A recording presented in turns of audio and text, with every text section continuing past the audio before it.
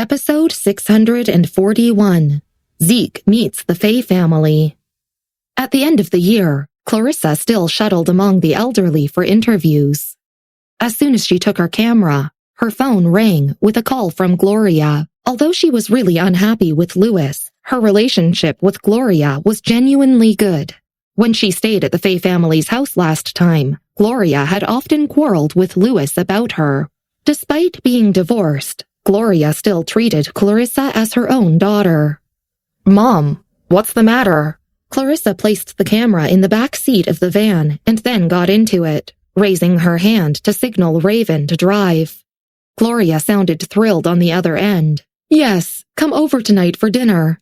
When Clarissa heard this, she thought about her plans to visit Zeke's studio and hesitated for a moment. Tonight? After the divorce, she rarely visited the Faye family's house. "You're not free?" Gloria's voice sounded rather disappointed. "Clarissa, are you still angry with me?" "No, don't think too much about it. I'll come right away."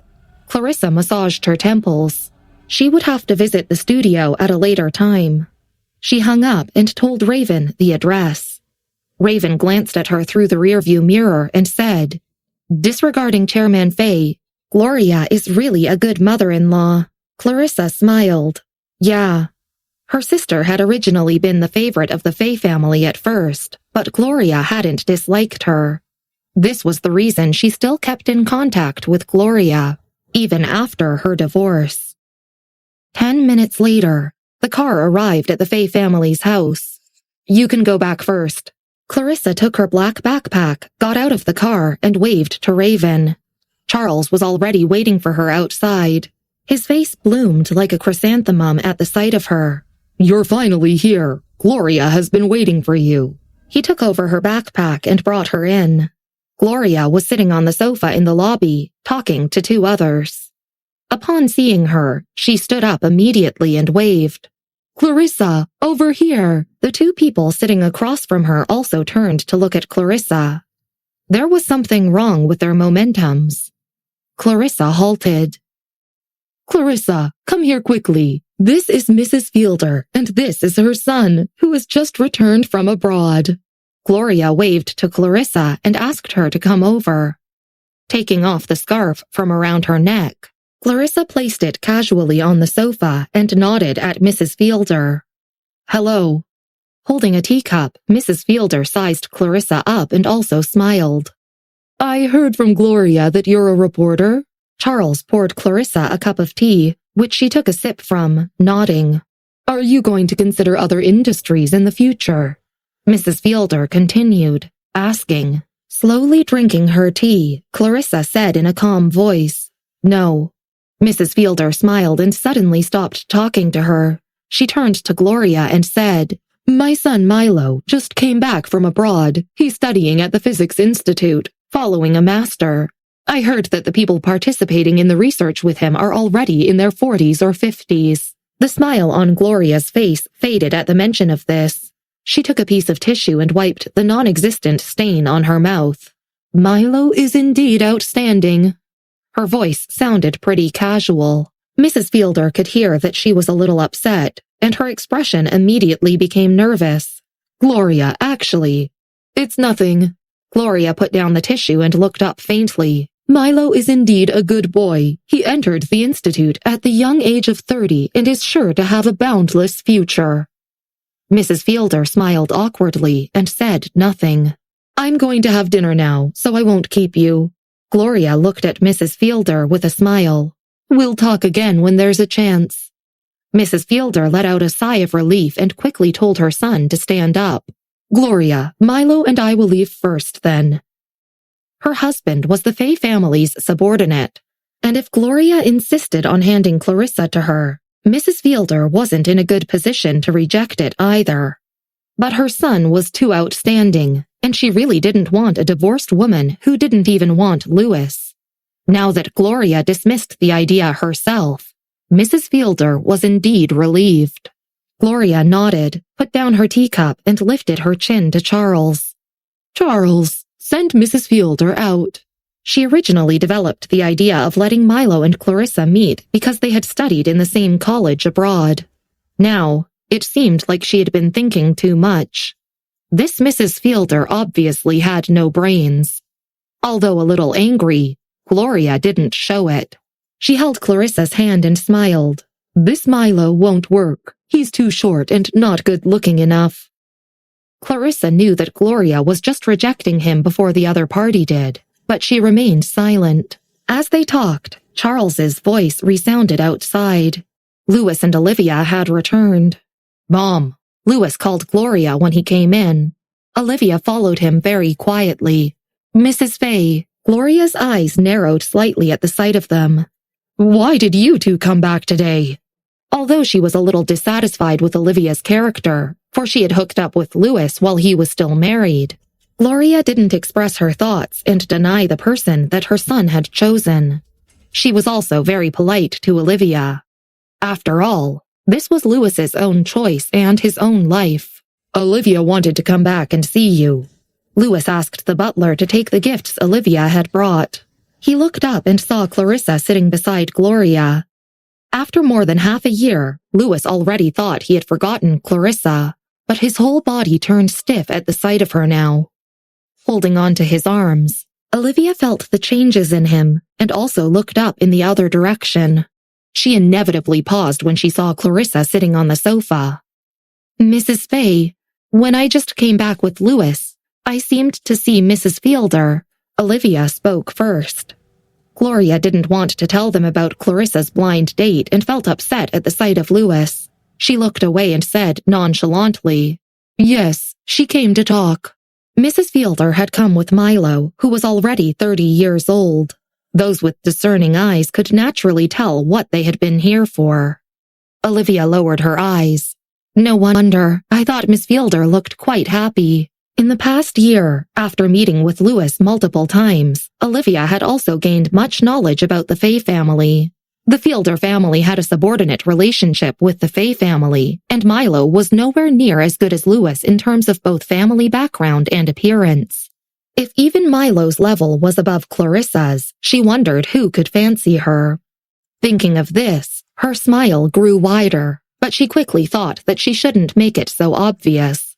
She was an actress, after all, and quickly concealed her joy. Now that Olivia was beside Louis, Gloria didn't mention giving Clarissa a blind date in the future, but stood up and asked the butler to serve dinner instead. They prepared for dinner. At the dining table, Olivia brought up her senior, as if inadvertently.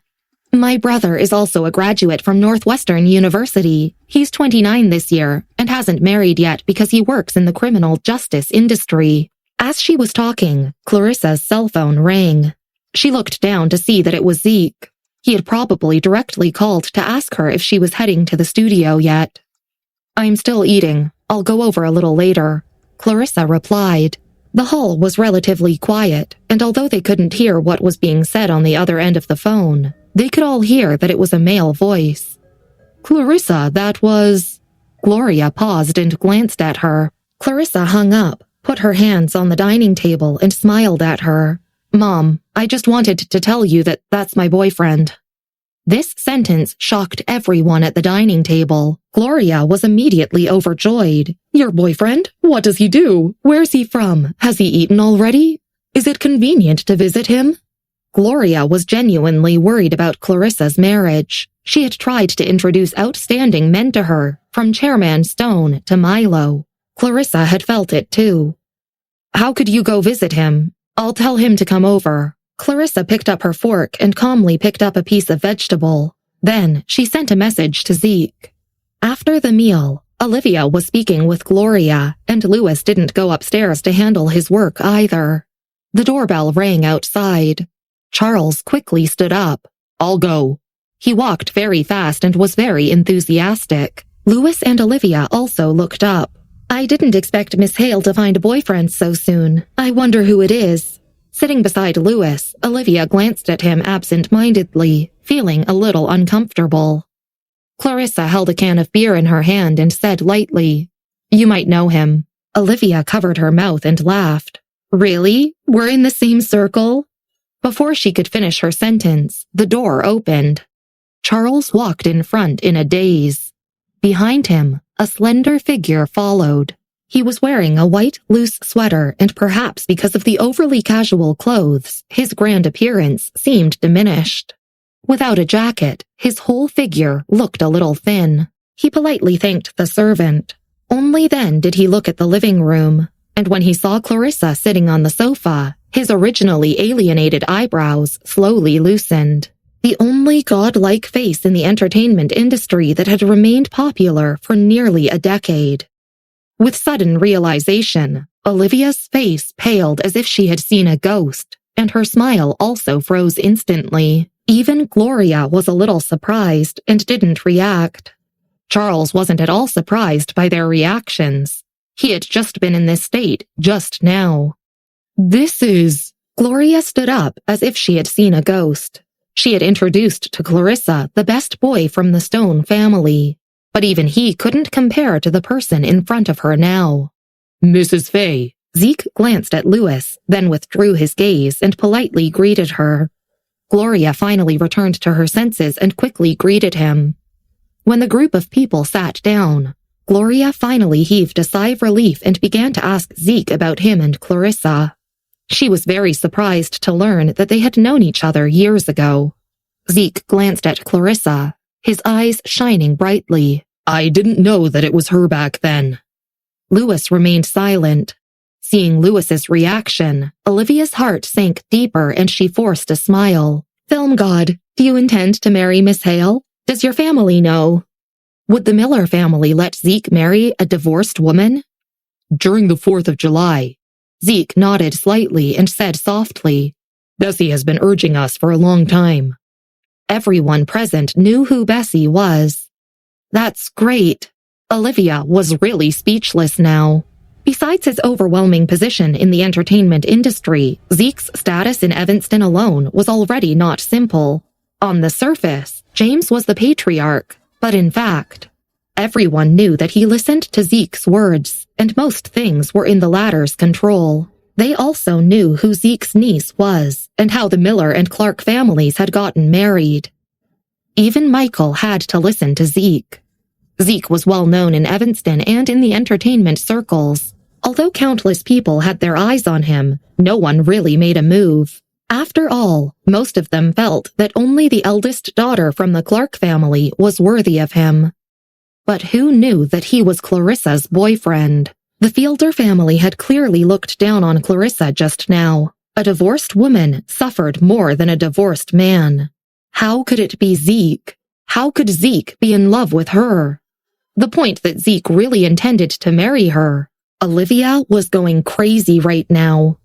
She took a step back and turned her head to look at Louis, who was obviously not in the right state of mind. He just stared as Clarissa left with Zeke, as if he had lost something.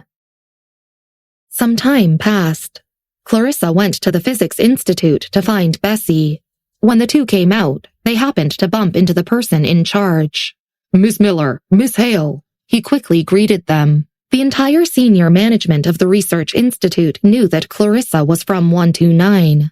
Once they had left, the person in charge said to the man beside him, That was Dean Miller just now, and the one beside her is her good friend, Miss Hale. You'll often see her here in the future. Just call her Miss Hale, and don't offend her. Milo just stared at Clarissa's back in astonishment. However, Clarissa didn't even notice him. Episode 642. The student everyone is worried about. Scarlett. Scarlett directly went to her bedroom. She was a student of the Political Science and Law Department, where boys and girls were 50-50. Her roommates and she were both in the same class. She and another girl weren't locals, while the other two were. Scarlett didn't talk much and was studying, or on the way to study. She was an aloof flower of the high mountain in the political and law system. Perhaps because of the counselor's instructions, everyone knew she was an orphan, so her roommate and students in the same class all took good care of her. The four of them weren't particularly close. After all, Scarlett spent most of her days in the library or doing her part-time job, and only returned to her room to sleep. However, their relationship was still considered good. When she returned, her three roommates were all there. Scarlett, have you found an internship? A long-haired girl looked at her when she returned. Among Scarlett's 3 roommates, one had been successfully admitted to the school's graduate program, while the other 2 had successfully found internships. The roommate who had just spoken was the one who had successfully passed the law school admission test, Ivy Soup. She was a local in Evanston and had the best relationship with Scarlett in the dormitory. As the graduation season approached, the 3 were particularly worried about Scarlett. Scarlett, why don't you just take the LSAT or GRE directly? The short-haired roommate glanced at her and said regretfully, The professors in our department like you so much, and you also performed very well in all aspects. Ivy glanced at her and interrupted, Let's stop discussing it. Scarlett was a talented girl, considered the best in the political law department. Everyone, including the professors, thought she would pass either exam. It wouldn't be difficult for her to apply for graduate school either. Who knew that not only did she not apply for it, but she didn't go for the exam? When the list came down, everyone's jaws had dropped. But upon further thought, it wasn't too difficult to understand. After all, her family environment probably didn't allow for her to continue her postgraduate studies. After Ivy's reminder, the short-haired roommate also remembered this and immediately shut up. Her expression changed, and she stopped mentioning Scarlett's sore spot.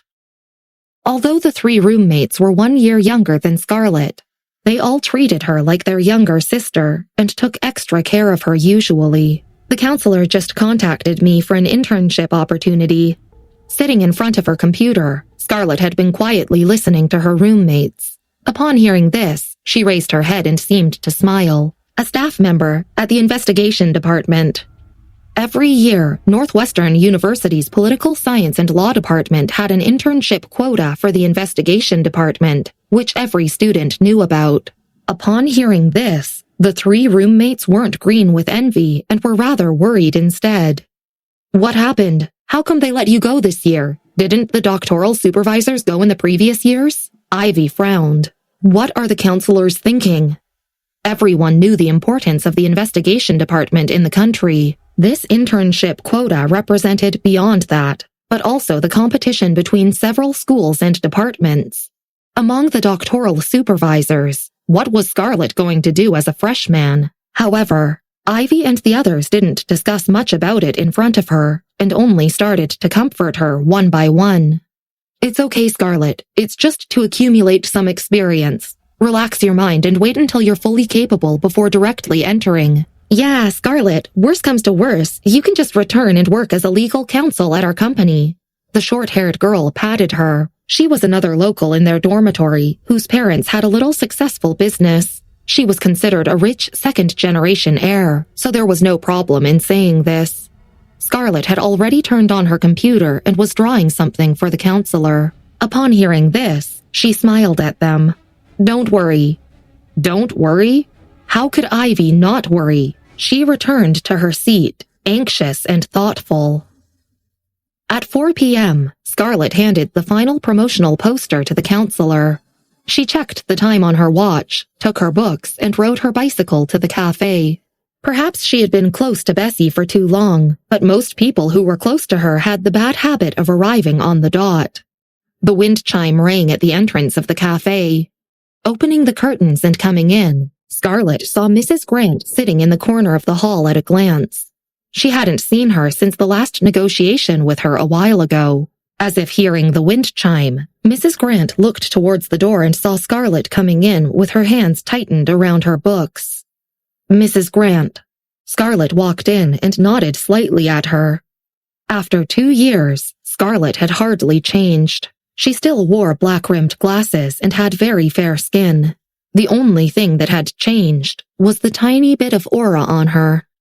Stirring the small spoon in her coffee, Mrs. Grant waited for her to come over, her hands tightening. You should know why I'm looking for you today. Leaning the spoon against the edge of the cup, Mrs. Grant pulled a napkin and wiped her elegant hands before continuing. Jacob is back. When Scarlett heard this, her eyelashes trembled behind her lens. Of course, she knew this. She had already seen Jacob at the school gates previously. She had avoided him and entered through another door. Ever since the incident 2 years ago, she had refused to see Jacob. Since she didn't want to see him, Bessy and Luke wouldn't just stand by and do nothing. Hence, because of various reasons, Jacob hadn't managed to successfully meet Scarlett in the past 2 years. Later, because of business, he had to stay away from Evanston. He was an entrepreneur after all, and had to be responsible for his employees. He couldn't be so headstrong and had to wait to stabilize before coming back to Evanston. In the past 2 years, he had tried all sorts of methods to find Scarlett, but to no avail. Scarlett didn't know about these things. But at the mention of him again, her heart inevitably trembled. "It's very simple. I don't want you to see him. Our family has sponsored you for so many years. It's the least you can do to repay us." Lily glanced at her. After learning about Scarlett from Gerald, she didn't have such strong opinions of her anymore. However, it didn't mean she stopped disliking her, especially since the other things she had learned later on made it even more compelling to dislike her. Scarlett pursed her lips and looked at her. After a long while, she put down the cup in her hands. "Okay." She pulled the chair away, stood up and walked out with her books.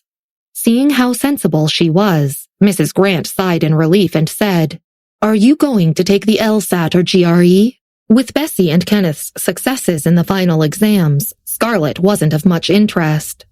"Internship," Scarlett said lightly. Mrs. Grant didn't ask further. Most of the students of Northwestern University would go for the exam if they could, and only those who didn't have outstanding results would do internships. Mrs. Grant paid no attention after hearing it. Without Scarlett, not only would Jacob be less tainted, but he could also marry a wife useful to his career. It was killing 2 birds with 1 stone. Outside, there was almost no blinding sunlight above, but Scarlett still felt her vision blur. She walked back to the library again, went into the bathroom, found a cubicle, and numbly took out a bottle of white unmarked medicine from the pocket of her coat. She poured out 2 pills and then swallowed them without water. In the evening, at the Soup family's house. "No, my department works directly with the outside world. I can't recruit interns at will." Ivy's father directly interrupted Ivy. "The Bright family is working on a case with us nowadays. I can't do it half-heartedly." "I know, but Dad, your department hasn't hired a new worker for a long time, right? Scarlett definitely won't cause you any trouble." Ivy clasped her hands together and pleaded, "I'm worried about her." Ivy's father really wanted her to get lost. But this was his most doted daughter, and he could only suppress the urge to hit someone. His subordinate whispered his advice to him.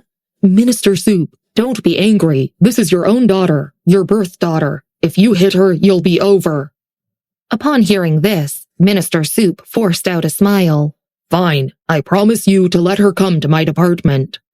Ivy, who had been planning to fight the war for a long time, raised her head in surprise and said excitedly, "Dad, you are so awesome! I believe you'll never regret it. Scarlett will let you admire her, and she'll increase your performance by half." Ivy's father was speechless. What kind of silly girl had he raised?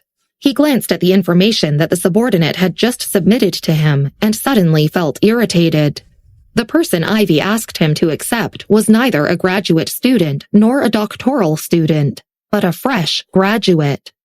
Let alone rise by half, he would be thankful if she didn't make trouble for him. Did his good daughter think he was living a good life? Episode 643. Scarlett Rejects 129. Aren't you going to consider what Jared said? In the Highline Apartments, Bessy walked out of the kitchen with a very light cup of tea for Scarlett and sat down beside her. Holding the little boy in her arms, Scarlett shook her head. Jared was talking about 129. Perhaps because of Scarlett's background, she had a keen sense of smell for investigations, and, coupled with her relationship with Bessy, Jared still valued her very much. Jared had talked to Scarlett about this point through Bessy as well. However, Scarlett had never agreed. She was about to start an internship at this moment. Bessy suddenly thought of this, But she and Zook never deliberately asked her to do anything. Bessy had only mentioned it because of her friendship with Jared. Now that Scarlett refused again, she leaned on the sofa, nodded, and stopped discussing this matter. Instead, she lifted her chin at the little baby in Scarlett's arms and pointed at him nonchalantly with her legs crossed. "Don't hold him. Let Marvin bring him back." Michael and Bessy knew the importance of educating this little boy. It could be seen from the bad habit last time that there were too many dangerous people around him. If he wasn't educated well, he might even turn the world upside down in the future. Therefore, after the 1-month celebration, Michael set a series of regulations. The little boy could only be held for a maximum of 8 minutes each time. With this rule, even the oldest in the family, Brandon, had no choice. Hearing this, Scarlett lowered her head and looked at the little boy in her arms. As if hearing Bessy's words, the little boy pouted. Aiden's features were a combination of Bessy's and Michael's merits, and he looked too cute. Scarlett hesitated and didn't let go of him. "Can I hold him for a while longer?" "You still want to hold him?" Bessy raised her eyebrow slightly. Pursing her lips, Scarlett watched Aiden open his dark eyes and stare at her, and couldn't help but laugh. "Another 5 minutes?" Bessy took a sip of tea. "All right." Marvin walked to the side empty-handed. Patrick, who had just moved over from downstairs, was amazed to see Scarlett still holding the baby boy. He whispered to Marvin, "What's Miss Rogers' origin?" The rule that Aiden couldn't be held for over 8 minutes hadn't been broken by even Zeke and Clarissa. Ever since the 1-month celebration, only Scarlett had let Bessy give in. She was probably the first person in the whole of Evanston whom Bessy gave in to. Patrick already knew that Scarlett had grown up as Bessy's childhood friend. However, starting today, Patrick knew that he would have to re-examine Scarlett. He felt like she was definitely not as simple as he imagined. Marvin glanced at him, but remained silent. With his hands behind his back, he went to call Mary's father. "What does he mean?" Patrick thought for a while and looked at the chef passing by. The chef shook his head deeply and glanced at Marvin's back in awe. "Marvin is always a profound mystery." Patrick said nothing. Downstairs in the lobby, while on the phone with Mary's father, Marvin squatted in front of the flower pot at the floor-to-ceiling window and said loudly, "Mr. Smith, it's still blooming. It's been half a month already. Our experiment has improved, hasn't it?" Scarlett was very busy with the graduation season and preparations for her internship. She left directly after eating. Bessy asked Marvin to drive her back to school and only called Jared when the car drove away. "I asked her just now, but she refused." In the room, Bessy casually pulled her stool in front of the computer. She put her headphones on and held the mouse, watching the line drafts on the computer. On the other end, Jared was sipping coffee leisurely. Upon hearing this, he could only sigh in regret. "Well then, it's a waste of her talent." It wasn't that 129 was short of people. It was just that Jared found Scarlett a rare talent. Whether it was her own abilities in this area or her relationship with Bessy, Jared valued her very much. After they hung up, Bessy absent-mindedly drew the line draft.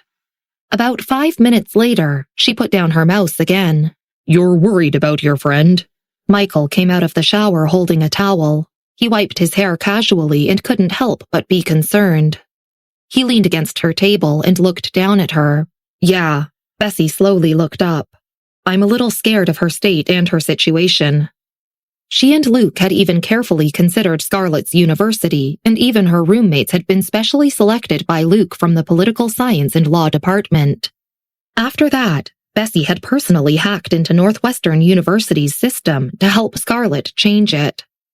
Previously, Michael had also discussed Scarlett with Daniel, mainly because of her psychological issues. After drying his hair, Michael put aside his towel. His eyebrows relaxed under the warm light, gentle and elegant. "It's okay. She'll pass this test. The Bright family has taken over the investigation department.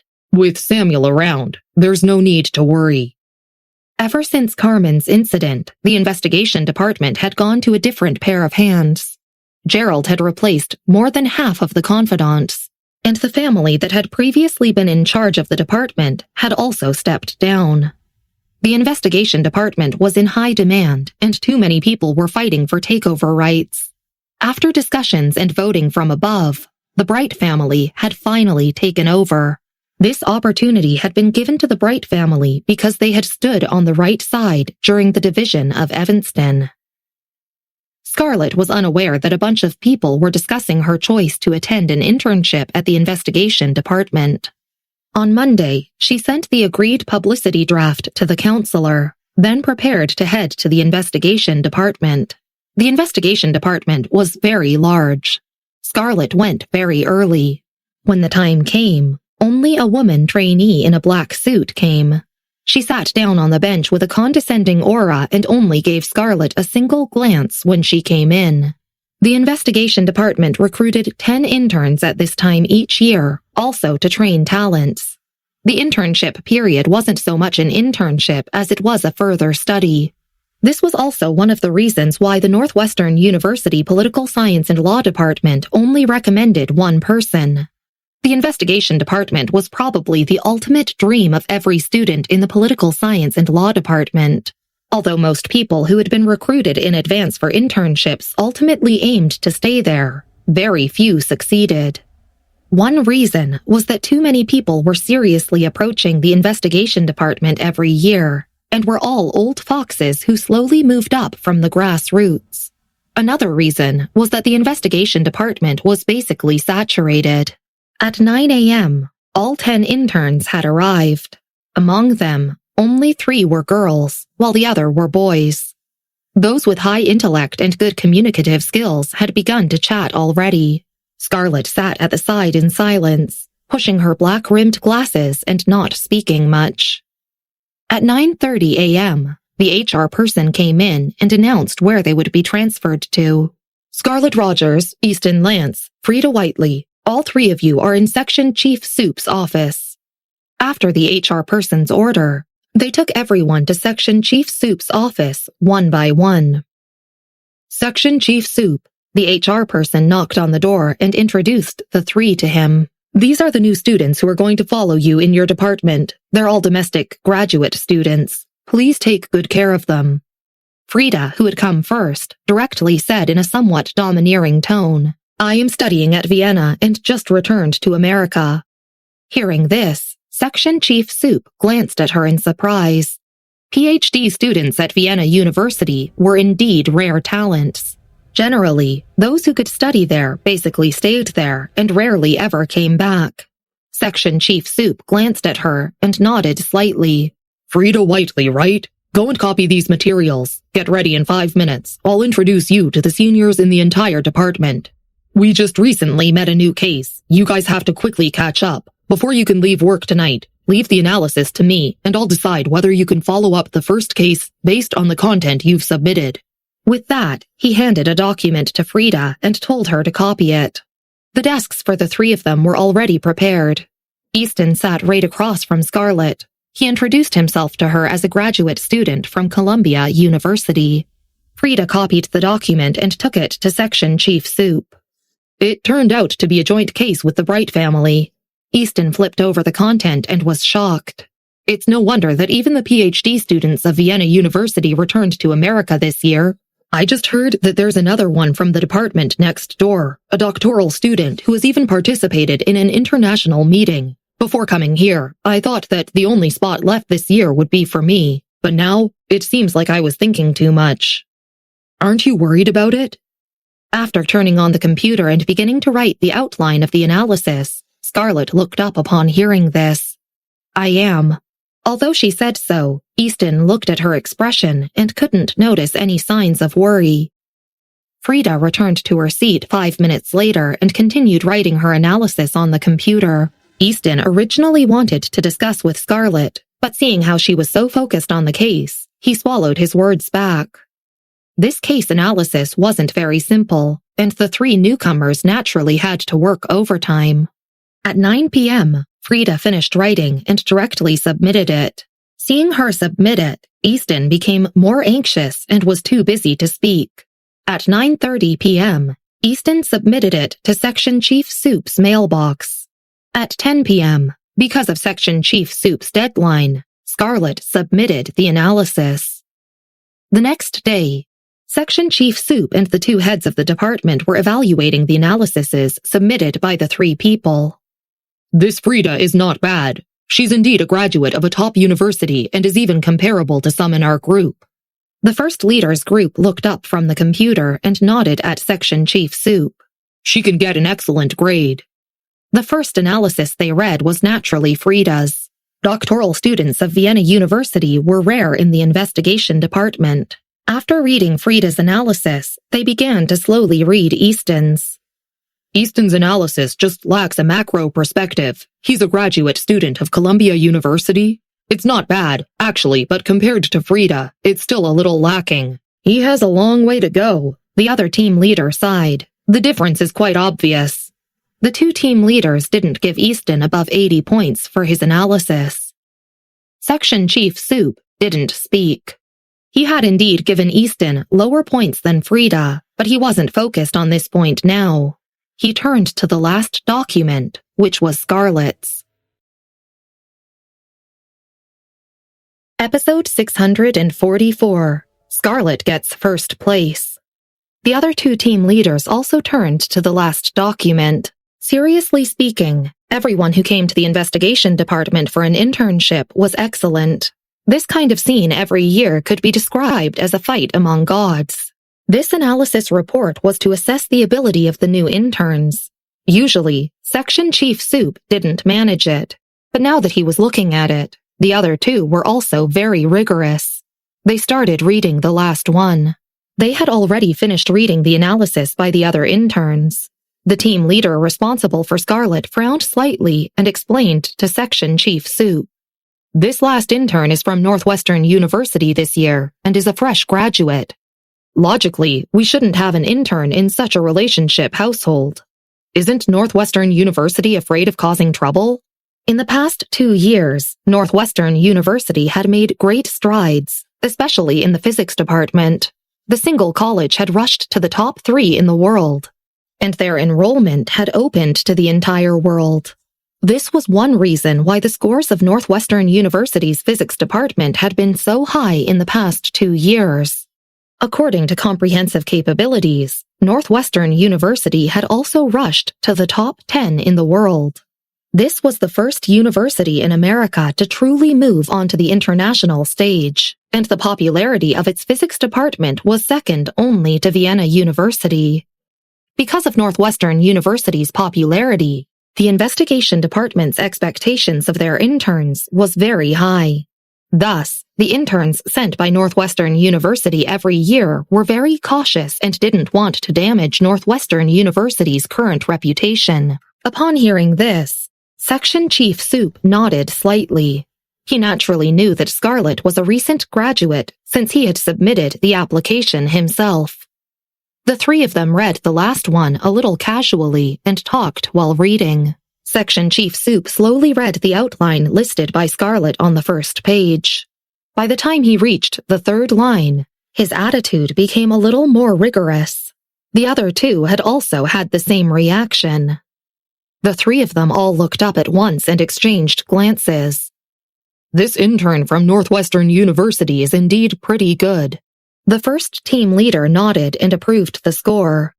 This time, Scarlett was understandably first among the 3 interns. Section Chief Soup looked at this report and thought about it for a long time. He now felt a little subtle about what Ivy said to him the day before yesterday. It took a long while before he spoke again. Let's take her for the Bright family's case. Are you sure? The other 2 team leaders froze in shock. Section Chief Soup looked at the report and nodded slightly. It's her. The scores of the 3 interns were emailed back to them. Sitting beside Scarlett, Frida was investigating other aspects of the joint case when the results came out. Frida, the results are out. Why don't you look at what the section chief gave you? In the office, a young woman came in with a document and walked over to Frida. Among the 10 interns this time, Frida's was the most high profile and the most probable to stay. Thus, the other people in the office were kind to her. Nodding, Frida clicked on her mailbox, logged in and checked her score on the system. Excellent. There was a very small ranking beneath it as well. 2nd place. Not to mention Frida, even the colleague standing behind her was stunned for a moment. They looked sideways at Easton and said in surprise, "Easton, are you the number one?" Frida also pursed her lips, turned her chair and glanced at Easton's computer. Easton refreshed his page. Excellent. 3rd place. There were only 3 interns in this department. The only one left was Scarlett. Easton was first taken aback before turning surprised. "Scarlett, are you the number one?" While analyzing a new case, Scarlett looked up upon hearing him and pushed the glasses up the bridge of her nose. "What?" Easton walked over, helped her log into her mailbox and saw the 1st place notice on her computer page. "I was wondering why you were so calm yesterday. It turns out that you're the real deal." Everyone else in the department was also quite surprised by this result, but most people were only surprised for a moment. They didn't care too much about the result of the intern's battle. Standing on the spot, Frida crossed her arms and glanced at Scarlett. Then she went to find Section Chief Soup with her printed report. "Scarlett, take these documents and copy them, then print 10 copies. At noon, the team leader took a USB and handed it to Scarlett. "An important leader from the investigation department is coming over in the afternoon, so don't randomly move around." Scarlett and the others were on the 18th floor. She took the USB, printed out the documents, and distributed them to everyone in the office. At 3 o'clock in the afternoon, on the 1st floor, everyone in the investigation department was waiting at the elevator entrance on the 1st floor. The leaders of the investigation department stood at the front, and the atmosphere looked very serious. At 3:05 p.m., the door opened. 2 figures appeared. One of them walked in front, his hair rid of the exaggerated rainbow colors, but the studs still hanging on his ears. He was tall and slender and wore a black coat. His face had an air of indifference, and he looked very imposing. He was Samuel, whose indifferent appearance had faded away over the last 2 years and who actually looked rather important now. Behind him was a man in his 30s who appeared to be his subordinate. The executives from the investigation department greeted him. "Mr. Bright." At the end of the group of people standing in the office was Easton. Scarlett couldn't even see a vague figure of them and could only see the light reflected from Samuel's left ear stud. The atmosphere on the 1st floor was relieved when the seniors led them into the elevator. The crowd began discussing in low voices excitedly. "Did you see? Investigator Hale picked him up personally. I was able to see Investigator. I heard that this person has connections with the investigation department," said Madeline Marshall from Scarlett's office. As a 27-year-old senior, she was still gossipy and excitedly whispered to Scarlett and the others. "The Bright family is on a higher level than Investigator Hale and Mr. Grant. Each of them has the right to veto." Carmen and Gerald were now the 2 highest-ranking members and the signboards of the investigation department. Especially Carmen, who had many fans among the employees. The person who just led Carmen up naturally attracted the attention of everyone present. While these people were gossiping, Scarlett listened in silence without saying much. The Research Institute's joint matter naturally had nothing to do with small figures like Scarlett. Other than glancing at them at the entrance, Scarlett wasn't involved in anything else, and she continued writing her case. At 5 p.m., she finished writing another case and, according to Section Chief Soup's request, knocked on the door and brought it to him. When she entered, another elderly person was inside Section Chief Soup's office. "Section Chief Soup is really impressive. You easily obtained the joint rights with the Bright family. I really am impressed." The man sneered and then turned to leave. Scarlett only heard the last bit and looked up slightly at the man who had just spoken. The man had a tag pinned to his chest. Deputy Investigator Hale. Section Chief Soup was frowning and seemed to be thinking about something. He also looked up when Scarlett came in. Disregarding how this girl had been recommended by his daughter, she had performed much better than Frida in the test, and the application he had submitted had also been passed too quickly by the higher-ups. "Put the things down. Miss Marshall will handle the rest.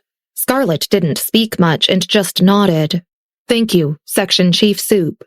You're welcome. By the way, Section Chief Soup said and handed her another application form. Take this and then follow up on Mr. Bright's case. Miss Marshall will tell you the details.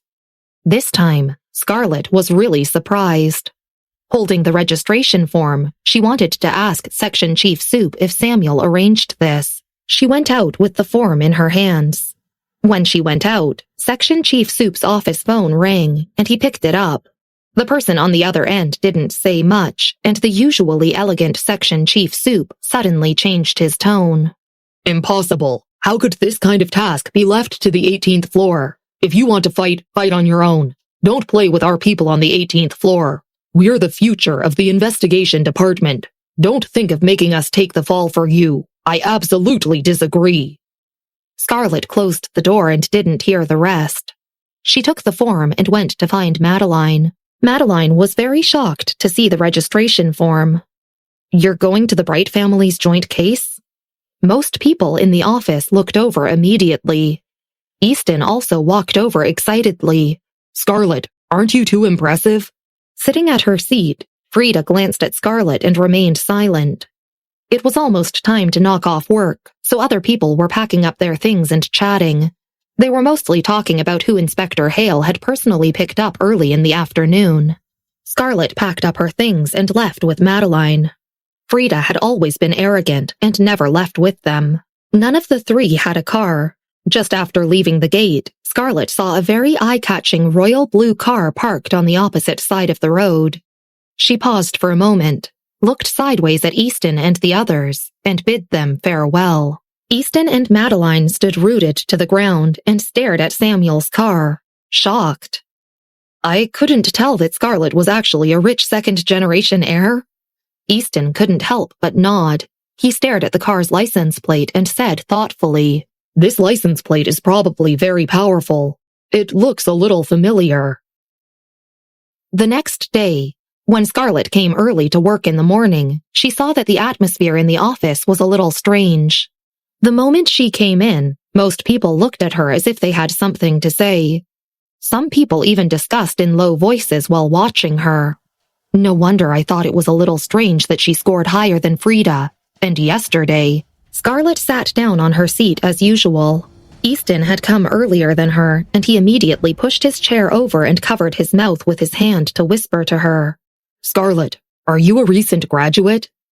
Scarlett turned on the computer and said quietly, Yes. Then how did you get the internship? Asked someone in the office. I remember that every year the interns are at least graduate students who have passed the school's annual assessment. How come you're allowed? As a recent graduate, you've never even followed a supervisor's case, have you? Episode 645. She got the internship through connections. Scarlett sat down in her seat as usual, without explaining herself or speaking at all. Easton glanced at her. These were nothing to her. What are you all gathered here for? Madeline came in and couldn't help but whisper to Easton upon seeing this scene. Easton had the intention to speak up for Scarlett. When he saw the analysis written by her, he had indeed felt inferior, be it in the subject or in the general direction. She was a person recommended by Northwestern University after all. He felt like Northwestern University must have had its own reason for recommending her. Scarlett is a recent graduate, so people think she came in through connections. Frida's resume was too brilliant, and several regular employees in the office had also had a good relationship with her. On the first day, Section Chief Soup had obviously valued Frida, but it had changed to Scarlett on the second day. In the lunch area, putting the disposable cup on the table, Frida glanced at the calm Scarlett and then looked outside. She stepped into the bathroom in her high heels, closed the cubicle door, and made a phone call. She's nowhere near as good as you, said the person on the other end. Frida narrowed her eyes with obvious disdain in her eyebrows. Cousin, I've already tried it for you. Mr. Bright is also brave enough to give a freshman the spot. Didn't he think about whether she's worthy of this spot? Don't worry, I'll help you watch her. I'll give you the follow-up case first. Scarlett went to the kitchen area to boil water. While waiting for the water to boil, her phone rang. It was a message from Samuel. "You forgot something in my car." Samuel sent her another picture. It was an unmarked white medicine bottle on the passenger seat with the vitamin sign on it. After thinking for a while, Scarlett was about to tell him to throw it away when he sent another message. "I'll give it to you on the way later in the evening." On the other end, Samuel subconsciously touched his earring after sending the message, and then added another sentence. "I'm busy at work. We'll talk later." He turned off his phone and directly stood up, looking unpredictable. At the investigation department, the news of Scarlett spread like wildfire among the 18th floor people, and most of them were discussing this gossip behind her back. Half an hour later, Section Chief Soup came out of the office as usual. "Scarlett, come with me." Scarlett put aside her business and followed him into the office. After entering, Section Chief Soup handed her a sealed paper bag. "Do you know about the rumors in the group?" Section Chief Soup suddenly thought about it when Scarlett was about to leave. Looking up with very calm eyes behind her lenses, Scarlett nodded slightly. Section Chief Soup said seriously, "Don't be too stressed over it, although I took you in for some other reason at the beginning. I've let you follow up on the Bright family's case entirely because your last evaluation and analysis surprised me. You're very talented, and I hope you can use your talents to repay society. It's just that there's too much controversy going on right now. I'll reserve the spot for the Bright family's joint case for you first. I've already reported the situation to the higher-ups and am waiting for the official notification. I hope you can understand that it's not personal." Section Chief Soup genuinely wanted to train her. Who knew there might even be another Investigator Hale in their department in 2 years' time? Scarlett also saw this very clearly and sincerely thanked Section Chief Soup. Section Chief Soup heaved a sigh of relief. It was best that she could understand the big picture. When she left, he glanced at his subordinate and frowned slightly. "Did the people from the disciplinary department interfere?" The person beside him nodded. "Scarlett's incident spread too quickly on the internet, especially after you allocated the Bright family's case to her. It didn't have a good influence on her. It's only normal that people from the disciplinary department noticed it, and Deputy Marshal's side is even trying to blame it on you." Section Chief Soup massaged his temple and remained silent. As the new and old members of the investigation department were being replaced, his position was unstable now, and it was enough to make him fall into deep waters. When Scarlett came out with the paper bag, Section Chief Soup also announced the reservation of her spot. In the kitchen area, a formal employee who had a good relationship with Frida lowered his voice and said, "Have you heard? Section Chief Soup has removed Scarlett's spot. He said that he'll wait for the notification from above and has sent 2 leaders for the meeting. Could it be because of his guilty conscience? Otherwise, how did she get in here as a recent graduate?" "We're all in the same office. Why are you holding such a bad idea towards the new intern?" None of the people who could enter the investigation department were ordinary people, especially those on the 18th floor. They were all especially arrogant, which Madeline couldn't stand. Despite being called out, the man who had spoken didn't feel guilty at all. He looked directly at Madeline and said indifferently, "Can't you tell whether or not he's guilty? Forget about how she's a recent graduate placed here to compete with a group of graduate students and doctoral students. How is she worthy of obtaining the Bright family's joint case? How many cases has she followed as a recent graduate? Who knows what she did behind the scenes? Otherwise, why would Section Chief Soup reserve a place for her so guiltily? You haven't even seen her analysis. How could you say she's not suitable?" Easton was young and vigorous, after all, and almost fought with the man, but was stopped by Madeline. "Who cares about whether or not she's suitable? Now that the disciplinary department has intervened, let's see if she can even stay." The man sneered. The noise in the kitchen area alerted many people. Most of them subconsciously alienated Scarlett, looking at her with even weirder glances. In the entire office, only Easton and Madeline stood up for her. Easton was about to continue when Scarlett stopped him. She poured 2 glasses of water and handed them each to Easton and Madeline. The atmosphere in the office changed after the incident in the kitchen area. At nearly 11:30, the two team leaders returned from the meeting holding documents and wearing unpredictable expressions. Seeing that the two team leaders were silent, the man who had just entered the kitchen area with Scarlett finally called them and asked about her spot. Has our spot changed? While speaking, he also gave Scarlett a pointed look. Although the others were busy, their ears stood up to listen. Oh, the group leader reacted and glanced at Scarlett, seemingly returning to his senses. Yes, I almost forgot. The matter of your connection with the Bright family's case has been completely resolved. You still have the application form, right? Just fill it in and submit it to Section Chief Soup. Scarlett looked up from the computer, seemingly not surprised, and politely thanked him. However, everyone else in the office was stunned, especially the man who just spoke, and Frida. Most of them didn't believe the results and went to the disciplinary department for verification. Those from the disciplinary department were silent for a moment before they directly sent them a copy of the document. The first one was a record of Scarlett's participation in the 712 cases in collaboration with Gerald and the others 7 years ago. She had received a special grade for her meritorious service. The second was a record of her participation in a case with Officer Ray 3 years ago, a first-level service. At the back was a special approval document from Northwestern University. Northwestern University's President Flores had personally approved her admission to the investigation department. Further back was the personal approval of the headquarters for her spot as a recent graduate who successfully entered the investigation department. She was the only person who had crossed the political science and law department and let the principal directly process her application approval. And on the investigation department side, she was the only one who crossed the personal department and directly let Gerald approve her. The person from the disciplinary department sent the document and then added a note. Many people want her to join them. Even the police department cast her an olive branch before she came here. Your report is completely unreasonable. Those on the 18th floor were speechless. Special grade merit?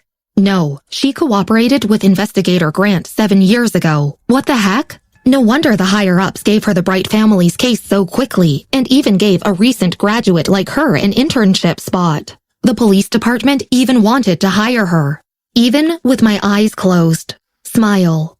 You guys are hilarious. Are you all playing around on the 18th floor? Do you know Luke Song of Northwestern University? This person is Luke's sister. If he finds out who reported her, no matter who's right or wrong, you guys will die once. By the way, do you know that she actually cooperated with 129 previously? You guys are so ignorant.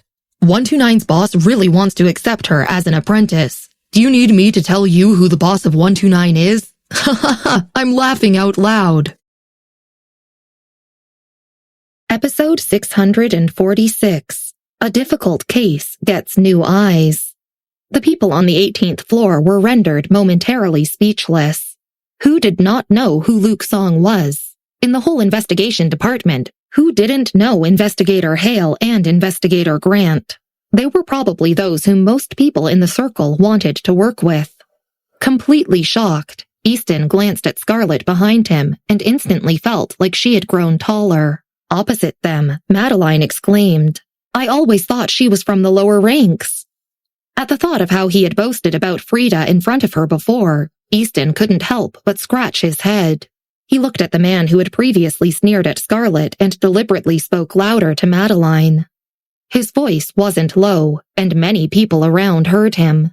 The man who had always sneered at Scarlett was speechless for a moment. Frida also glanced at Scarlett and pursed her lips. Her eyes darkened a little. There were no secrets in the office. Scarlett's incident not only spread on the 18th floor, but everyone on the other floors also heard about it. Even Section Chief Soup was surprised. He took the feedback report and read it for a long time. At first, he had accepted Scarlett into the department because of Ivy. Later on, he had really cherished her talent and had paved a way for her. However, he never imagined that the student his daughter had begged him to cover for wouldn't even need his help. After work at night, Scarlett saw Samuel's car parked not far away. She bid farewell to Easton and Madeline. Yesterday, the two had been deeply impressed by Samuel's car. After finding out today that Scarlett had taken part in the big case 7 years ago and might have unknown secrets, they didn't ask much and just waved goodbye to her. "Don't you feel like there's something unspeakable about Scarlett?" Madeline watched as Scarlett left, and she couldn't help but say, "There's a quietness about her that's not suitable for people of the same age." Easton glanced at her and scratched his head. "So she's a wise lady?" Madeline stopped talking to him. Samuel had gotten out of the parked car at the side of the road and was squatting on the side, talking to a homeless man sitting beside the road. In March, the temperature in Evanston wasn't too cold. When Scarlett arrived, Samuel was carefully listening to the homeless man's confession. When he saw her, he nodded at the car. "Wait for me inside."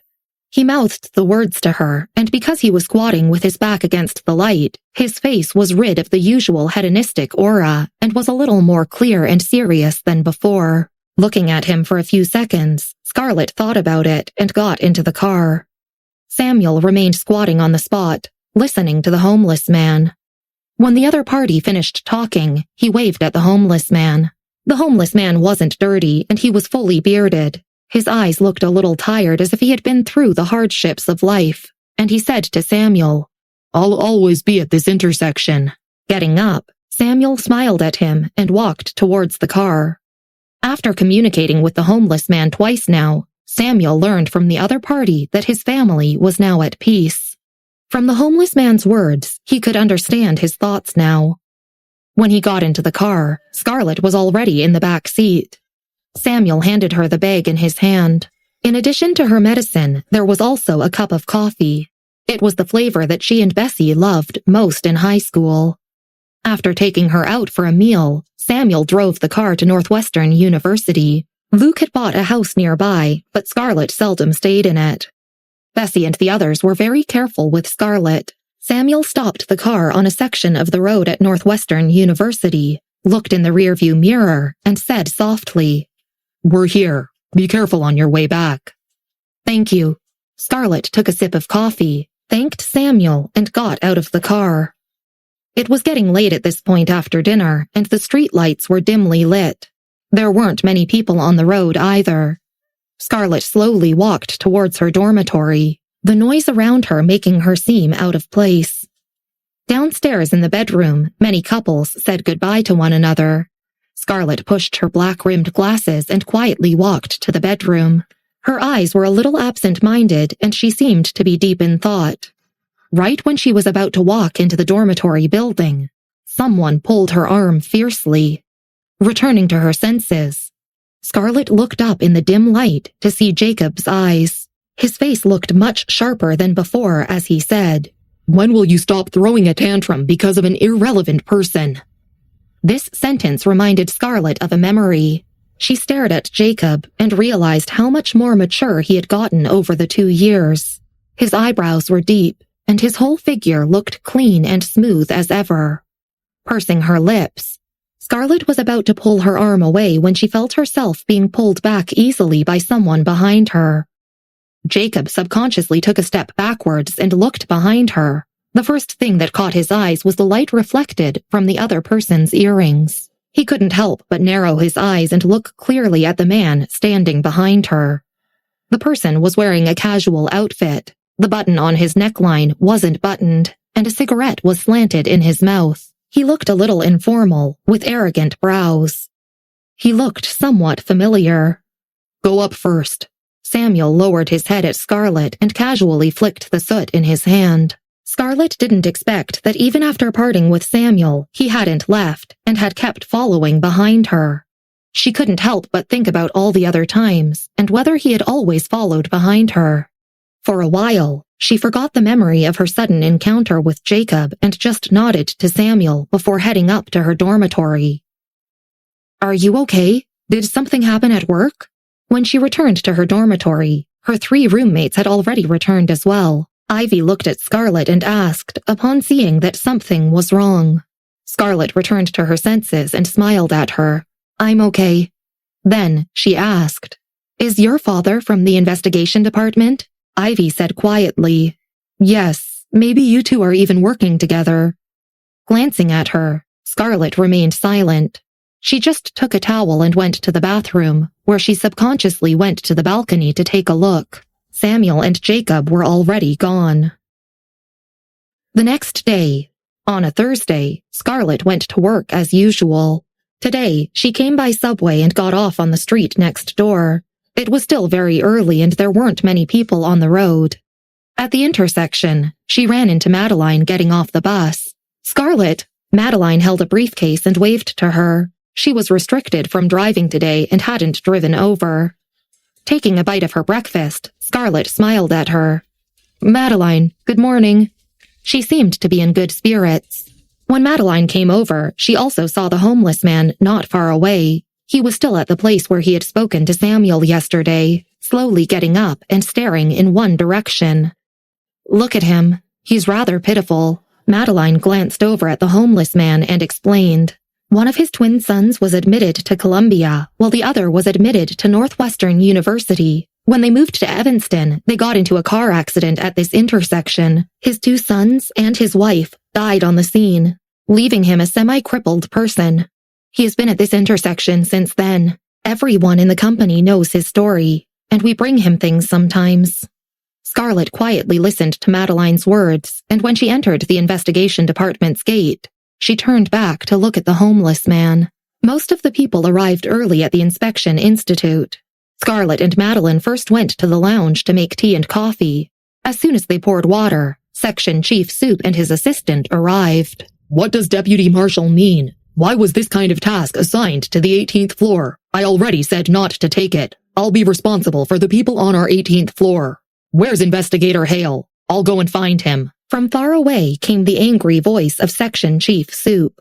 Section Chief Soup had always been very calm, and this was the first time Scarlett heard his angry voice.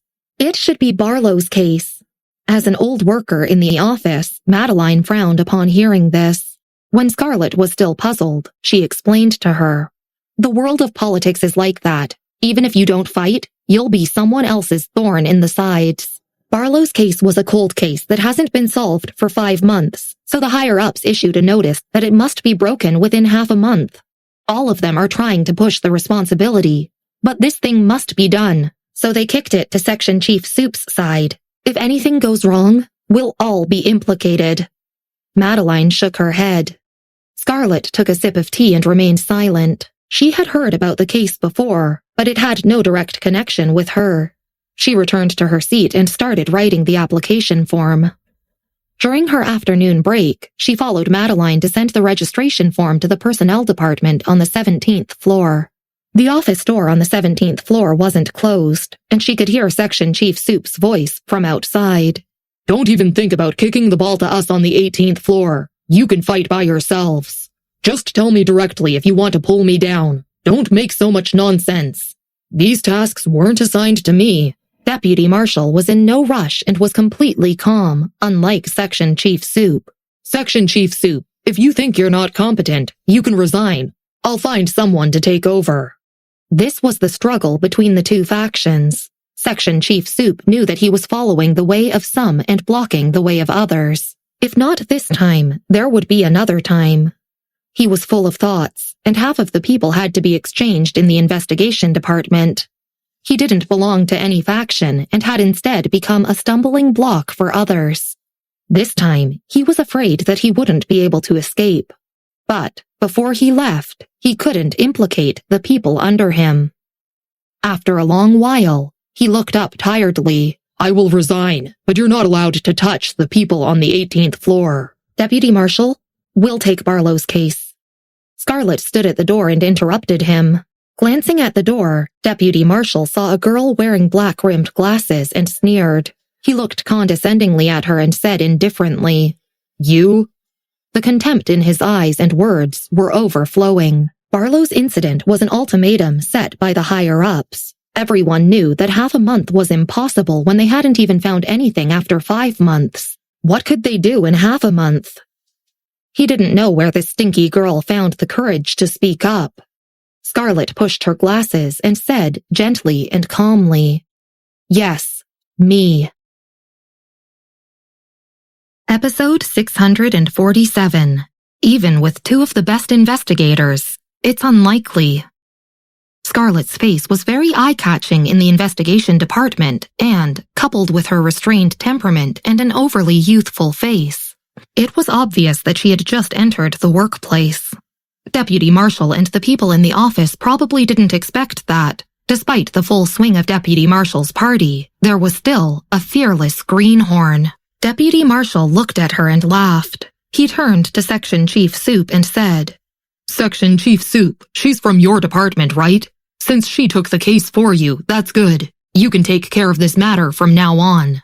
Section Chief Soup was stunned. He already knew that he couldn't grow further amidst the fights of these two gods.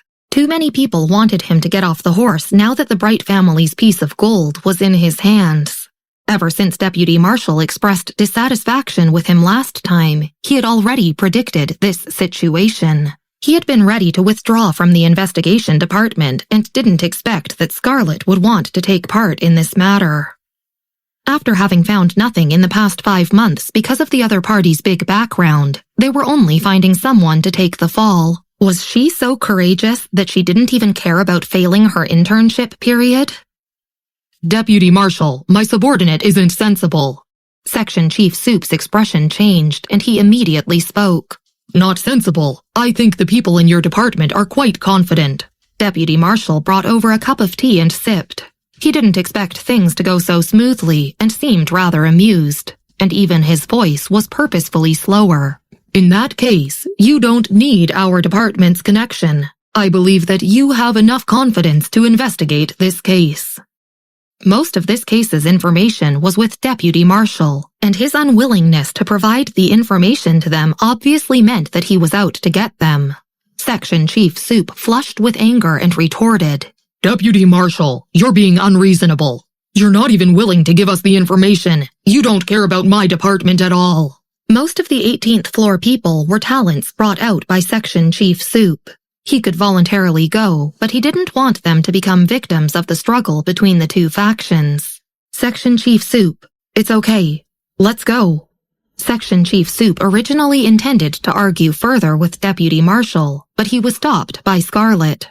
She walked over and whispered, Since he dares to openly give you the case despite being certain that you won't be able to investigate it, he naturally won't cooperate with you seriously.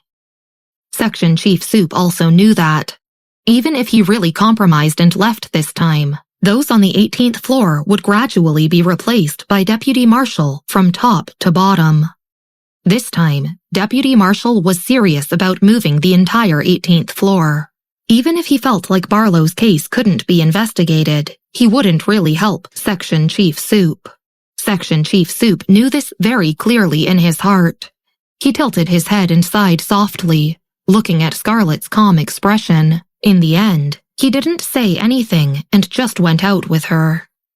Madeline silently followed them onto the elevator. She didn't say a word from beginning to end, but just stared at Scarlett's straight figure incredulously. In her eyes, Scarlett had always been a quiet girl. Of course, in Easton's words, she was a wise lady. But unexpectedly, she had been so courageous to dare to speak to Deputy Marshal like that. She had even arrogantly accepted the case that no one dared to touch. This was a little different from her character. I'm sorry, Madeline. I might have involved you. Scarlett glanced at her and thought about it for a while. I'll go back and make a report later. I'll be responsible for this case together with Section Chief Soup. In a trance, Madeline paused upon hearing this. In actual fact, taking up this task was a strenuous and unrewarding task for Scarlett. Normal people wouldn't even want to touch this case. However, Scarlett was right. Some people wanted to replace the people on the 18th floor, and they were in a state of losing everything. After so many years, Section Chief Soup had indeed brought many people out. I'm the only expatriate on the entire 18th floor. Without me, it'll be even more difficult for you, Madeline said and lifted her chin. It's okay. I'll start over again. I'll go to Investigator Hale for the case. Madeline wasn't even 30 years old yet and naturally had proud capital to secure her current position now. However, she was really going out to pave her own way in this matter. It's just an intern. It's all right. Scarlett also smiled. When the elevator reached the 18th floor, several people stood at the elevator entrance chatting. When the elevator stopped again, the three of them walked out. Section Chief Soup stared at their backs, his heart becoming even heavier.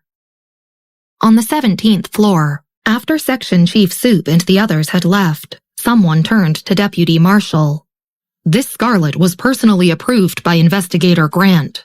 Would this? I've already checked. Scarlett was simply the victim of the 712 case at that time. Deputy Marshal put down his teacup. Scarlett had caused a big ordeal because of the recent incident, and there had been some gossip about her being related to the Bright family, but it was all just rumors. Deputy Marshal didn't believe it. After all, if she really had connections, then she wouldn't have been unwanted by all when she first entered the investigation department. In the end, Section Chief Soup had taken her under his wing. Section Chief Soup's background information was the cleanest in the investigation department. But Deputy Marshal was afraid of changes and hadn't joined hands with him. Originally, he only intended to move Section Chief Soup and didn't expect that because of Scarlett, he would be able to move a few of Section Chief Soup's confidants. If it hadn't been for the timing, Deputy Marshal really wanted to thank the young and energetic Scarlett. As for Section Chief Soup, would he be promoted and have a salary increase because of the case? Deputy Marshal didn't even consider it. Barlow's case was huge, and an ultimatum had been placed on it as well. They had to give a satisfactory answer after half a month, so the whole investigation department was shunning this case. After the 18th floor took over, Deputy Marshal immediately issued a notice. Let alone the 18th floor, the whole investigation department was boiling. After Section Chief Soup and the others returned, the people in the office all stared at them involuntarily. Frida glanced at Section Chief Soup, then at Scarlett, and sneered. She retracted her gaze and sent a message to a certain group on Twitter. Cousin, do you think she knows that even the Bright family doesn't dare to take this case easily? Scarlett was familiar with such gazes. She had played with Bessy since she was young and had received all kinds of judging gazes. Hence, she wasn't bothered at all and returned to her place as usual. Easton turned around and whispered, "We're really taking Barlow's case?" If even Easton knew about this, there was obviously a lot of commotion. Turning on the computer and logging into her temporary account on the investigation department website, Scarlett began retrieving files in the database. She nodded casually in reply. Damn. Easton looked at how calm she was and subconsciously leaned back in his chair. He muttered, "It's over. It's obviously gonna kill us. Forget about taking the blame. We're going to be held accountable to the end." As he was talking, Section Chief Soup, who had just entered, came out again and announced a meeting in the conference room.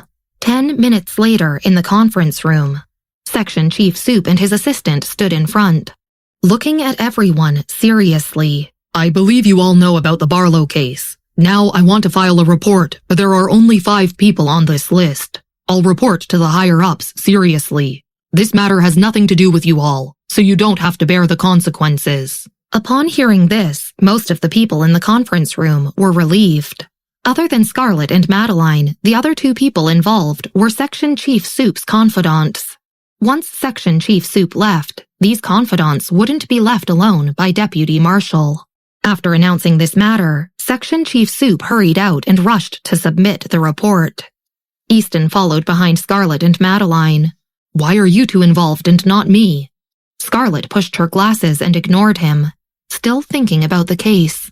Madeline was so annoyed that she directly said, "I begged Section Chief Soup. You can also ask him before he hands in the report." Easton's eyes lit up. "Oh, I see. Then I'll go and find Section Chief Soup." Behind him, Madeline looked doubtfully at him. Has he been poisoned too? For interns like Easton, it was an extremely rare opportunity to work in the investigation department. Why was he so foolish? Easton did what he said and somehow managed to touch Section Chief Soup into coming back and retyping a report. The other people in the office were also busy. Seeing Section Chief Soup come back, most of them avoided his gaze. After finally escaping from the case, no one wanted to get involved and have to be held accountable. After all, Most of the people in the investigation department knew that Barlow's case was simply hopeless. Even if the two great gods, Investigator Hale and Investigator Grant, joined hands, they could only do so much. As for Section Chief Soup, Scarlet, and the others, there might not even be a 1% possibility. Episode 649. Bessy's time calculated in seconds. The atmosphere on the whole 18th floor was dull in the past half-month. After half a month of gloominess, Section Chief Soup and his confidants had fully accepted the fact that he was about to leave the office. "Sir," Madeline and Easton knocked on the door and entered the office. Section Chief Soup looked up at them and said in a rather calm voice, "The people from the Barlow file have yet to see you." Upon hearing this, Madeline shook her head tiredly. Madeline had always been a foreigner and had been trying to form relationships with people involved in the Barlow file for the past 2 weeks. However, from beginning to end, she didn't even create a first-level relationship. Although they had assumed this a long time ago, it was a case that hadn't been solved for 5 months after all. All the same, they didn't expect that even the first step would be so difficult to take. Section Chief Soup nodded and didn't entangle with the matter anymore. "Where's Scarlet? She still hasn't come to work?" Scarlet had asked for leave ever since the second day of the case and had yet to come back. She was probably the first intern who dared to take so many days off at the investigation department.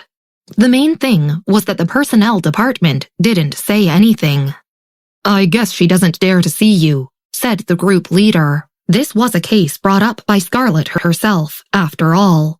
However, Section Chief Soup and his confidants didn't mean to blame her at all. After all, Deputy Marshal had been eyeing their department for several months, and Section Chief Soup wouldn't have been able to escape without Scarlet.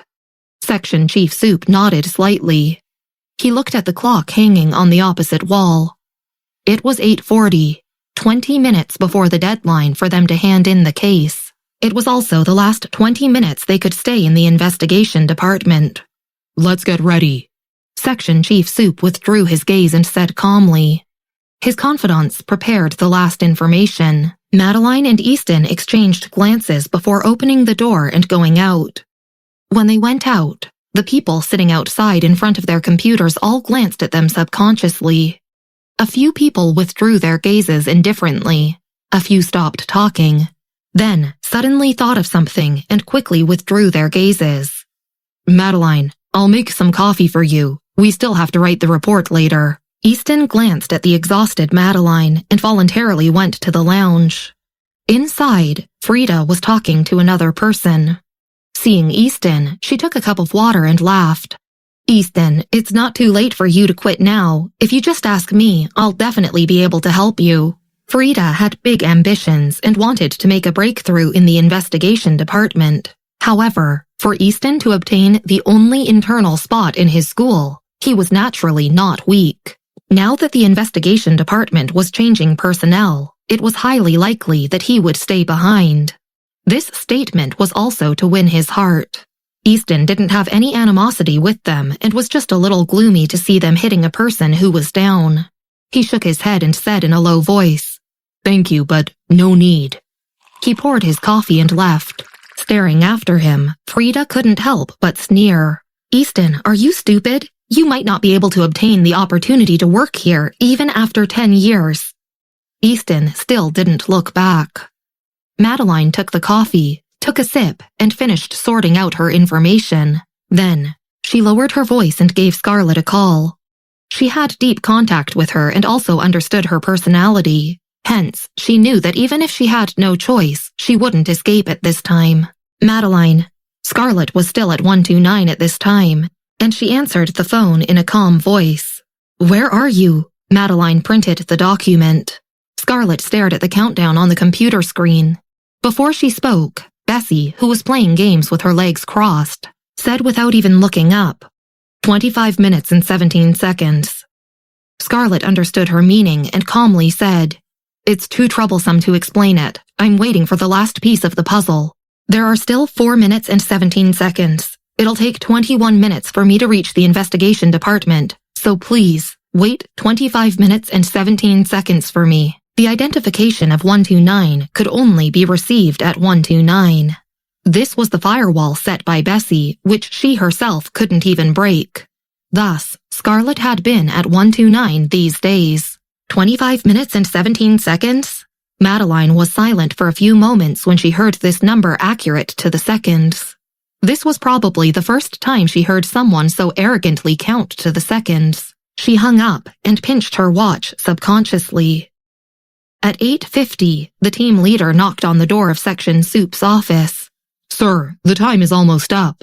It was the final deadline, the day they had to report on the Barlow case to the investigation department and their superiors. Although the case didn't have any room for change, they had still seriously investigated it. Having run around for the past half a month, all of them looked very tired now. Section Chief Soup picked up a leather bag and said calmly, "Let's go." The two team leaders, Madeline and Easton, entered the elevator together. Frida glanced at them, put down the work at hand, and went to audit. In fact, besides her, a large group of people in the office had also completed their work ahead of time. This matter was done in the reporting room. At 8:55, Section Chief Soup and the others arrived at the room. At this time, 50 or 60 people were already sitting inside. Sir, look, they're here. Sitting in the first row, Deputy Marshal was talking to a few people around him when he heard the sound of the door opening. He looked outside and smiled at Section Chief Soup. Carmen was sitting in the middle, holding a report in her hand. The people under Deputy Marshal weren't under her control, but over the past 6 months of internal fights, she had only just managed to stabilize herself. Knowing that this time Section Chief Soup had been chosen to take the fall, she wanted to protect him as best as she could. "Section Chief Soup, are you ready?" Under everyone's attention, Section Chief Soup walked to the desk with the report. He was about to start the report when Deputy Marshal interrupted him. "Wait." Putting a hand on the document, Section Chief Soup raised his head and calmly looked at him. "Deputy Marshal, I remember that you had 6 people on your team along with an intern." Because of Scarlett's blatant rhetoric that day, she had left a deep impression on him. "She asked for leave," Section Chief Soup politely said. Even in this situation, he was neither servile nor overbearing. Asked for leave? She was probably afraid that she couldn't save the situation this time and didn't dare to come. Sitting at the back, Frida couldn't help but smirk when she heard this. She was in a good mood these days. After all, the 18th floor had to exchange several positions at once, and Deputy Marshal would definitely support the newcomers. What kind of talent was worthy of promotion by Deputy Marshal? Naturally, Frida was a pure newcomer who didn't belong to any section. Asked for leave? Deputy Marshal gave Section Chief Soup a meaningful look. "Mr. Wilson, shall he start now?" Sitting in a dignified manner, the old man nodded slightly. Many people had come to the reporting room to watch the show today. Section Chief Soup was so courageous to dare to take the Barlow case. Although almost everyone thought that he couldn't solve it, it didn't prevent them from wondering how much he had found out, and whether it was new information. However, Section Chief Soup hadn't found any new information. Without Deputy Marshal's help, he couldn't even obtain the right news. If he had been given a longer time, he might be able to find something out, but half a month was too short. Carmen wrote down the evidence reported by Section Chief Soup and couldn't help but frown. This level of investigation was too difficult for her to protect him. Her heart sank, and she remained silent during Section Chief Soup's report. Deputy Marshal glanced at him and said solemnly, "Section Chief Soup, Mr. Wilson came here especially for you today. The entire investigation department is waiting for your results. You only managed to find this?" He turned to look at the old man. "Mr. Wilson, this matter is my negligence."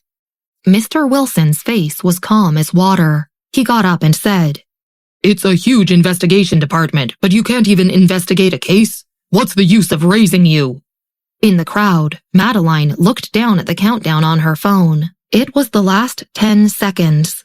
She couldn't help but massage her temples. She must have been crazy to believe in Scarlett's countdown. If Scarlett can't come before Mr. Wilson left, even if she really investigated something, it would be futile. Furthermore, Madeline felt like Scarlett couldn't have found more things than Section Chief Soup. Madeline? Easton glanced at her subconsciously. Madeline checked the time on her phone again. 3 seconds. Shaking her head, she watched as Mr. Wilson walked away and smiled freely. Go back and pack your things. 1 second. She just got up from her seat when the door was pushed open from the outside. Mr. Wilson was flaring up in the front, while Deputy Marshal was chiding Section Chief Soup. The atmosphere in the entire room was very quiet, and almost no one dared to speak for fear of being arrowed. The sound of the door opening attracted everyone's attention, and most people subconsciously looked back. Scarlett came in with a laptop in one hand and a document bag in the other. Beside her was a woman wearing a white sweatshirt. The hood of her sweatshirt was over her lowered head, and she had her hands in her pocket. She closed her legs carelessly as if she had just kicked the door open. Episode 650. I'm her accomplice. Madeline subconsciously looked down at the countdown on her phone. The countdown changed from 1 to 0. She glanced at Scarlett and then at the woman beside her, whose face couldn't be clearly seen. This was probably the first time she had seen someone so accurately count and control time to the last second, and her surprise was shown on her face. She turned her gaze to the woman beside Scarlett. The woman didn't speak after coming in and didn't move forward either. She just sat down in the last row of the lecture hall and turned a blind eye to everyone. She pulled down her hoodie and took out a pair of black headphones, which she put on casually. Then, she blatantly lowered her head and started playing a game. The entire investigation department had never seen someone so arrogant. Scarlett's expression was very light and as calm as ever, as if the person sitting in the last row wasn't someone she had brought along. Walking up to Section Chief Soup, she put down the white computer on the lecture table and said in a low voice, "Sir, I'm sorry. I was waiting for the last bit of data, so I'm a little late." Without waiting for his answer, she turned to everyone else in the room and apologized politely. "This is the evidence and some truth about the Barlow file that we've uncovered in half a month. I hope everyone can be patient with it." Since they have evidence, Mr. Wilson, shall we wait? Deputy Marshal glanced at Section Chief Soup and knew that he hadn't uncovered anything. He had sent people to watch him for the past half a month and didn't think that they could bring out anything else. Hence, he was rather nonchalant. Since they are so confident, they must have found something, right, Section Chief Soup? Mr. Wilson's face was calm as water. Scarlett's information had been concealed by Bessy, so even though she had taken part in many files with Harvey and the others in college, few people had heard of her name. Mr. Wilson squinted at Scarlett for a long time before saying, "I'll wait another 10 minutes for you, if you still don't give me a satisfactory answer." He sat down again, showing his intentions. Upon hearing this, Section Chief Soup's expression changed. The old man meant that he still wanted to investigate it, and he quickly raised his head.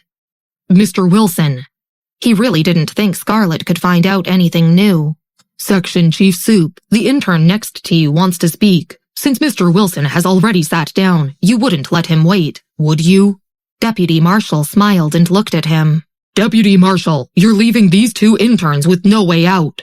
Section Chief Soup was furious. This incident was originally a slap in the face, and Deputy Marshal was making the 18th floor take the fall.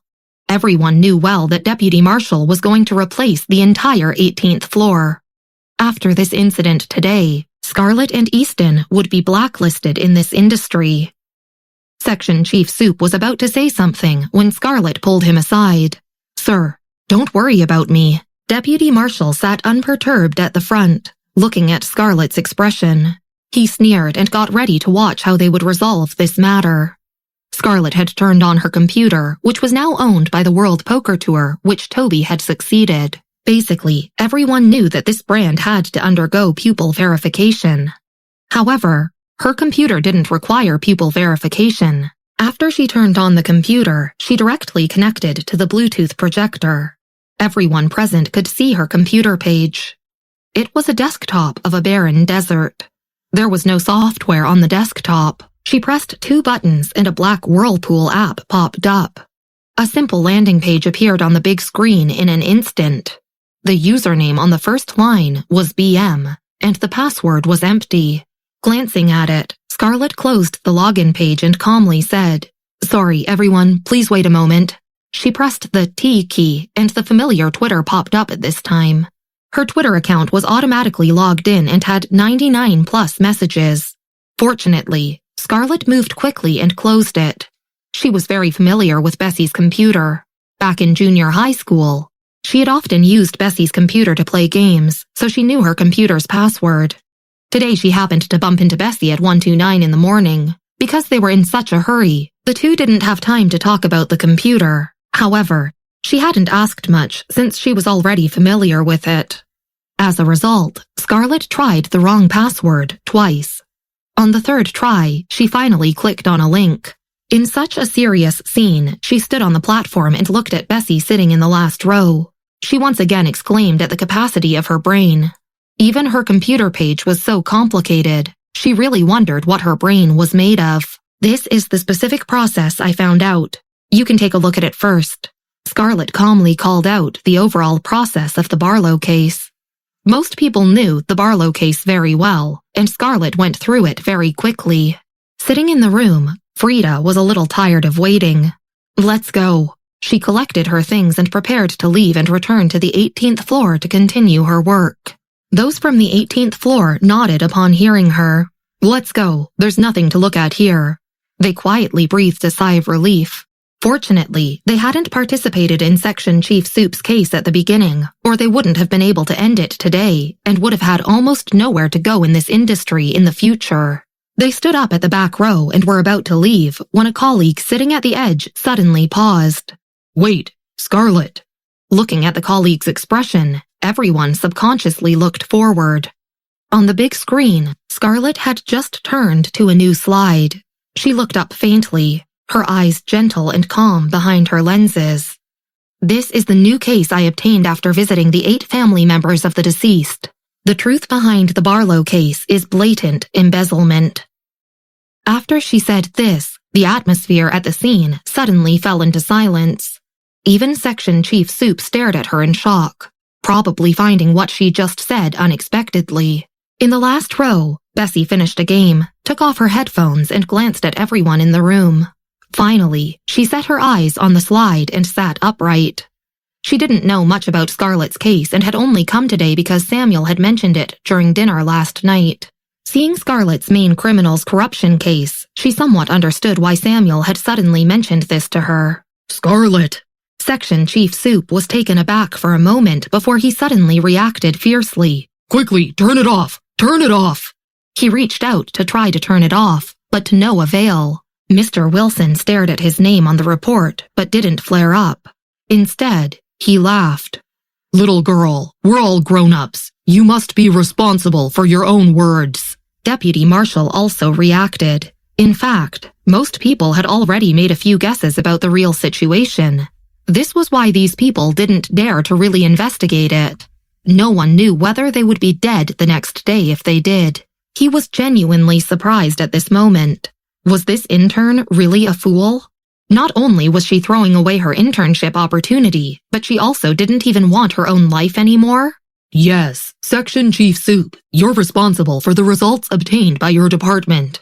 Deputy Marshal glanced at Scarlett and couldn't help but smile. This rookie really dared to touch anybody. She simply didn't understand the rules of survival. However, within seconds, the smiles on the faces of Deputy Marshal and Mr. Wilson immediately disappeared. "This is a video I found." Still as calm as ever, Scarlett played the recorded video. The video had been processed and wasn't blurry, and even the sound was clear. The video showed Mr. Wilson and the others wallowing in the mire. You can find professionals to verify its authenticity. "Hey, where did this foul-mouthed kid come from? This is a bunch of nonsense." Mr. Wilson slammed the table, his face still as calm as water. He stood up and exclaimed, "Deputy Marshal, take her down for a good questioning." At this moment, No one really dared to speak. Deputy Marshal had sent people to look for security. Wait, Mr. Wilson. Carmen stood up and looked at him, neither humble nor arrogant. You should let her finish this matter. As for whether it's true or false, we'll discuss it again later. What do you think? No one knew the truth behind this matter better than the old man. Usually Mr. Wilson might be afraid of Carmen, but now that he was threatened, he didn't care about her and still yelled. Where are my men? Section Chief Soup. Madeline and the others didn't expect Scarlett to be so daring. They immediately turned to Section Chief Soup for help. Investigator Hale, what should we do? Looking at Mr. Wilson's reaction, Section Chief Soup knew that the future of everyone present would be hindered, and he subconsciously glanced at Carmen. Carmen was also anxious inside. Mr. Wilson was 2 levels higher than her, and if he really wanted to take Scarlett away today, she had no way to stop him. 5 minutes later, Mr. Wilson's people had already arrived, and they insisted on taking Scarlett away. Wait. At this moment, the woman in the last row raised her hand. Raising her head and putting her phone in her pocket, she said casually, I checked the information for her. I'm her accomplice. Take me away with her too.